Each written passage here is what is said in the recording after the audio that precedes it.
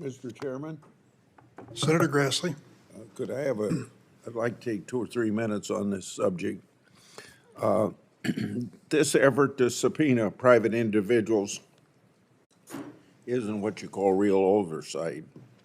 It's part of this whirlwind of your party to effort to undermine the Supreme Court. It's part of a campaign by the left to harass and intimidate the Supreme Court because they don't like some of the recent decisions. Over the last 6 months, we've seen relentless effort by Democrats to cast doubt on this fundamental independent branch of government. Unfortunately, this request for subpoena authorization is just more of the same. The left's one-sided attack against our judicial system appears to be more about settling political scores and ensuring integrity of the court.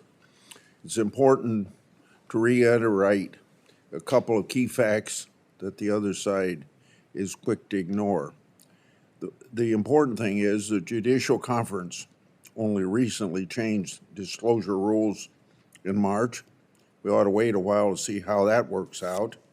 The Judicial Conference oversees only the lower courts, and the Supreme Court justices generally follow these rules as well.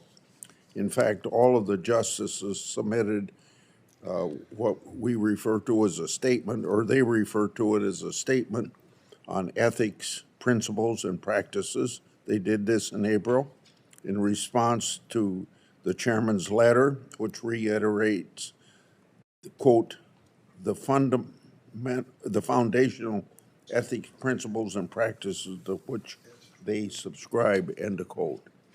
The process in place appears to be working. The judiciary is policing itself.